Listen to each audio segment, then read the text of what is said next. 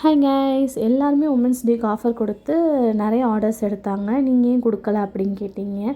நான் இப்போ தான் ஸ்டார்ட் பண்ணியிருக்கேன். நெக்ஸ்ட் உமன்ஸ் டேக்கு கண்டிப்பாக ஆஃபர் கொடுக்கலாம். இல்லை நெக்ஸ்ட்டு ஏதாவது ஒரு ஃபங்க்ஷன் அப்போது அந்த மாதிரி ஆர்டர்ஸ் கண்டிப்பாக நான் கொடுக்குறேன். இப்போ ஆர்டர்ஸ் கொடுத்து அவ்வளோ ஆர்டர்ஸ் எடுத்து மேனேஜ் பண்ணுற அளவுக்கு என்னால் பண்ண முடியாது. ஏன்னா நான் ஒரு ஆளாக தான் எல்லாமே பண்ணணும். யாராவது ஹோம் பேக்கர் இந்த வீடியோ பார்த்தீங்கன்னா எனக்கு ஒரே ஒரு டிப் மட்டும் கொடுங்க. என்னென்னா எப்படி பேக்கிங்கும் பண்ணிவிட்டு வீடியோவும் எடுக்கிறீங்கன்னு எனக்கு தெரியலை. என்னால் வீடியோவே எடுக்கவே முடியலை. அதை வீடியோ எடுத்து அதை எடிட் பண்ணுறது கூட ஓகே, ஈஸி தான். ஆனால் எப்படி நம்ம அதை பேக்கிங் பண்ணிகிட்ருக்கும்போது வீடியோ எடுக்கிறோம் அப்படின்னு எனக்கு தெரியலை, எடுக்கவே முடியலை என்னால். அதேமாதிரி நம்ம குக்கீஸ்லலாம் என்ன ஸ்பெஷல் அப்படின்னா, மைதா கிடையாது, ஒயிட் சுகர் கிடையாது, ஆயில் கிடையாது, பேக்கிங் பவுடர், பேக்கிங் சோடா அந்த மாதிரி எதுவுமே கிடையாது. கோதுமை இல்லைன்னா கம்பு மாவு அந்த மாதிரி மில்லட்ஸ் மட்டும்தான்.